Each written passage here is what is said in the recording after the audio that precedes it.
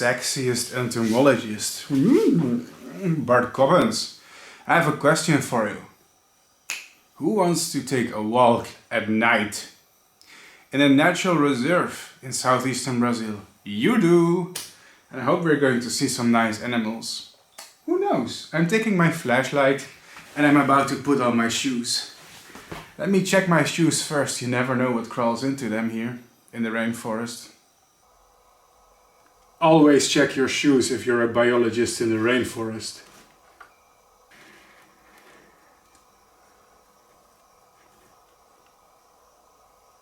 Ah! Gah!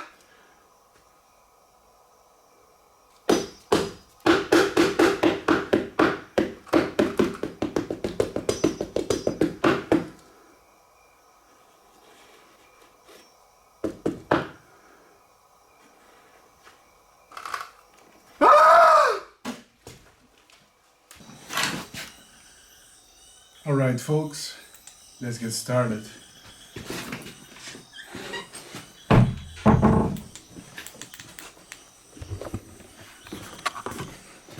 Hope it doesn't bite my fingers. Shouldn't provoke it, but yeah. Ladies and gentlemen, I found a BFT. That's right. Have you ever seen a BFT?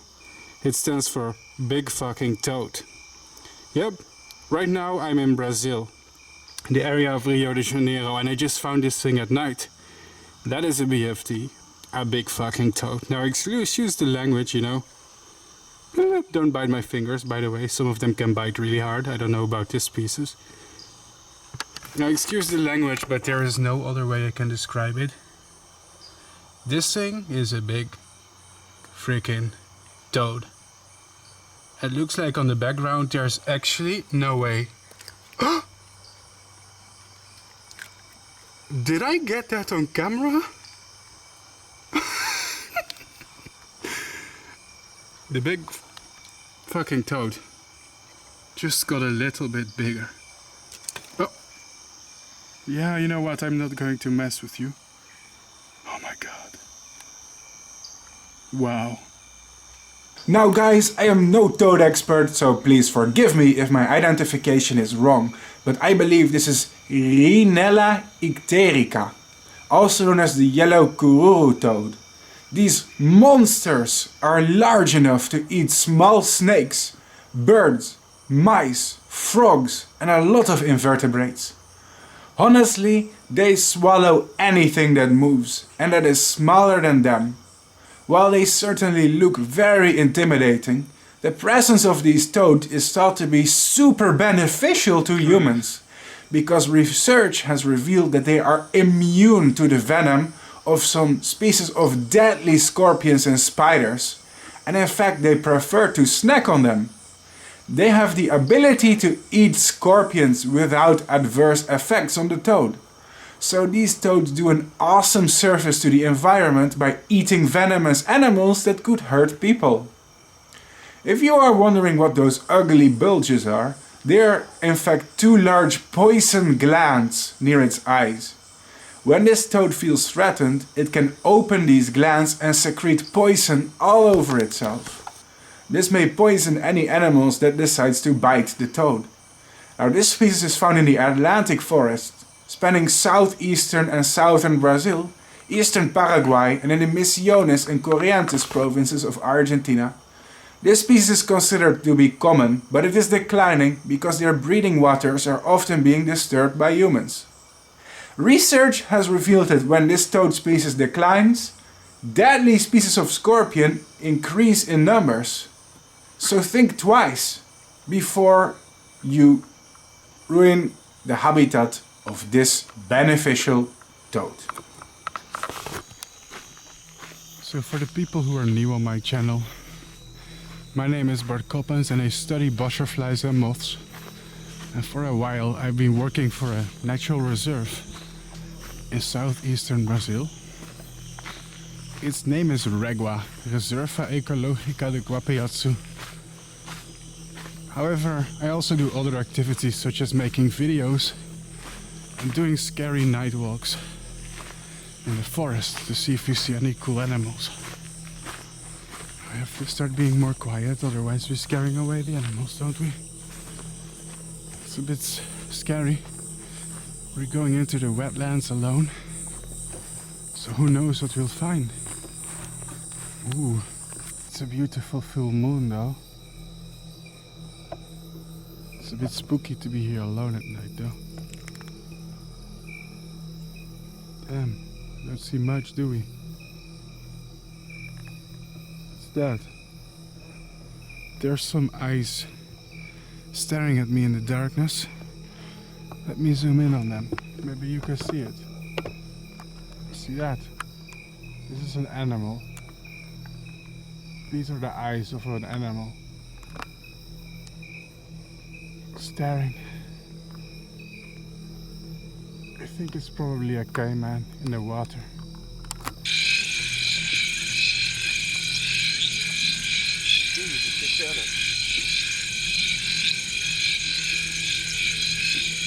Nice sound here.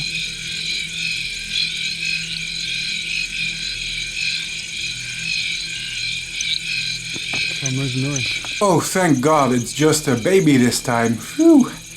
This is the broad-snouted cayman, or Cayman latirostris. These carnivores are very common in this area. Mind your step. Now let me tell you a fun fact about the natural reserve where I work. It's called REGUA. We have a huge wetlands area that contains a lot of cayman. But most cayman that I have encountered are small babies. Big, fully grown individuals are much more rare. And I am not sure why. Maybe it makes sense. The density of fully grown cayman is lower because they need large prey animals to sustain them, such as capybaras, tegu lizards or large waterfowl. These are less commonly available than the small animals that the babies like to feed on, like frogs, fish, shrimp and snail. Perhaps the environment can sustain less adults than babies. Plus there is the fact that not all of them make it to adulthood due to competition and predation. We do have a small amount of very large individuals, however, including one fully grown female that is over 3 meters in size. I definitely would not like to run into her at night. Thankfully, this species is not considered to be dangerous. Humans are too large to be on the menu of this species of cayman, and they prefer to avoid us completely. There is one exception, however. Females can be territorial and aggressive if they are incubating their eggs. Never mess with mommy. Overall, I am not really afraid of cayman, however.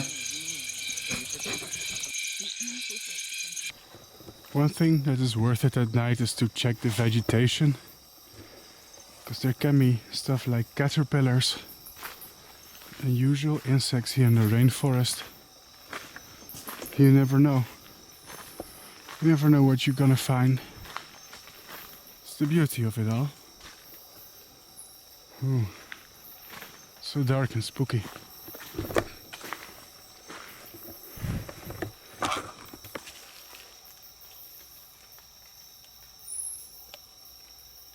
Guys, I just saw something. And oof, this light is strong. I've identified it as a nightjar. Let me show you. Oh wow, it's a nightjar! Nightjars are nocturnal birds that mostly catch flying insects. They mostly snack on moths, beetles and flies. Nightjars, they rely on their camouflage so much that it's possible to get very close to them before they fly away. So what species of nightjar is it? Well, I am not sure, to be honest. Nightjars are really difficult to identify and they all look the same to me, I'm sorry. If any bird lovers are watching this, please leave me a comment with the species name. Nightjars are a good example of how important insects are, because their diet mostly consists of insects. It's pretty cool, right? It's pretty awesome, the things you can see at night in the forest. Let's see what else we got. Let me show you some things behind the trees, okay?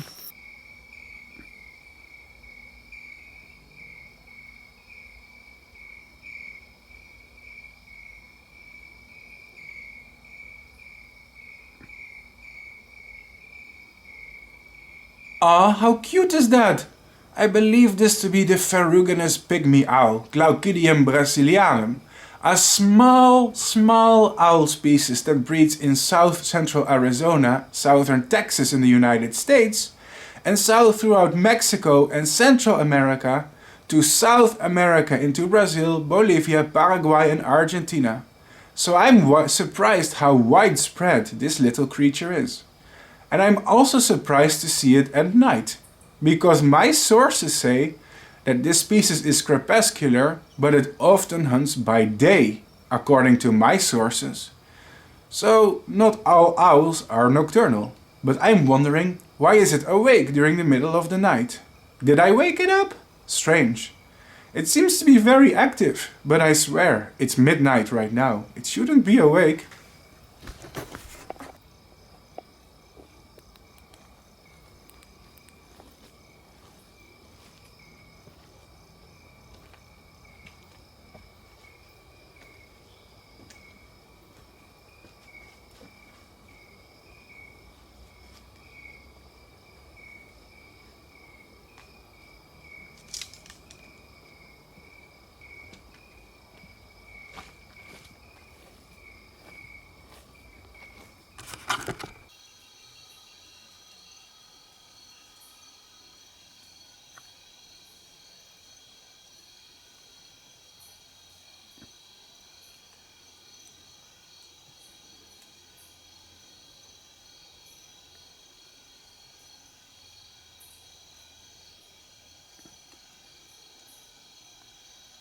This giant moth species is very common in the natural reserve of REGUA. It is the black witch moth, Ascalapha odorata. Honestly, how common they are in this area is amazing. This moth is one of the strongest flying species and it has conquered the entire American continent.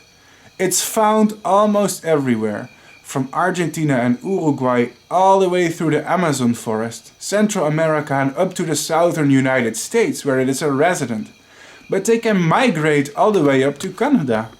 We often give painted ladies and monarch butterflies a lot of credit for their long distance migrations, but the black witch is probably just as capable. The only constraint is that these insects have a low cold tolerance. So they usually don't make the journey to temperate climates in places like Canada unless it's summer and the weather is warm enough. They exclusively feed on rotting fruits. The best way to find out if this species lives in your area is to place some rotting bananas outdoors. They go crazy for those. The wetlands, you don't see the water, but I do. It's a bad idea to go swimming. See those lighted spots? These are the eyes of Cayman in the water. You're staring directly at me. As you can see, there's several. There's several of them. Look at those eyes. These are the predators in the water. And they've noticed me. So to be here at night, it can be a bit spooky because you see all these animals here staring at you. But the good news is Cayman are hardly dangerous. Here's a big one in the back. They seem to be more scared of me and I'm scared of them. Most Cayman that I've encountered up close, they run away. They're really afraid of humans, to be honest.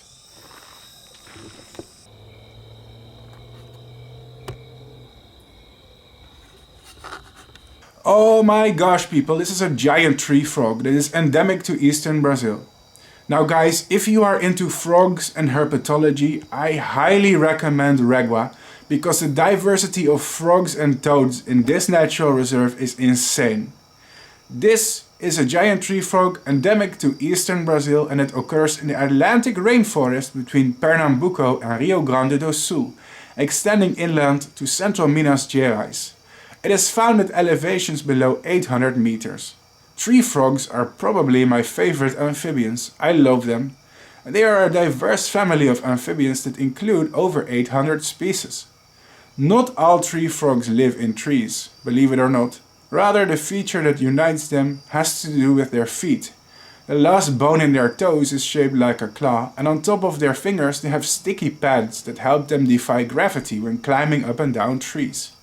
The sticky pads are made up of a combination of soft, rubbery cells and mucus. After a while it stops being super spooky. Now it's just a little bit spooky.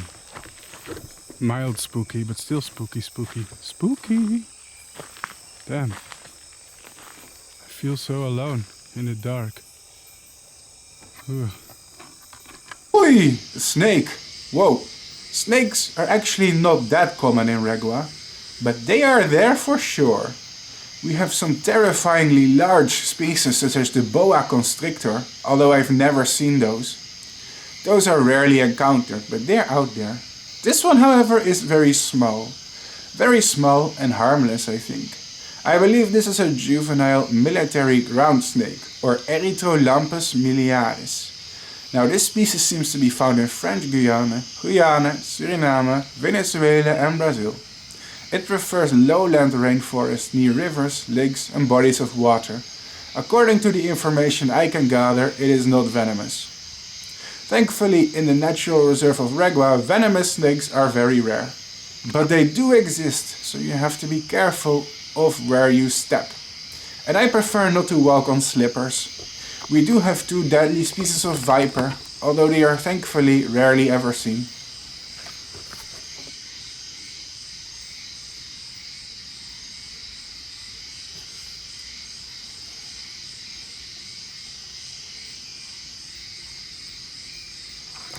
I hope you enjoyed the sweet ride, friends. I'm already going back. That's because despite all the wildlife that I've seen, filming at night is horrible. It doesn't look nice, it's just horrible visuals. Turns out cameras function the best if you have daylight. Filming with a flashlight is pretty atrocious. That's the end, ladies and gentlemen. I hope to see you in my next video. Don't forget to subscribe and consider becoming a member on Patreon because I'm demonetized. Bye bye guys, till the next adventure. Alright folks, this is the end. I'm already returning, I'm already going back. That's it. Bye bye.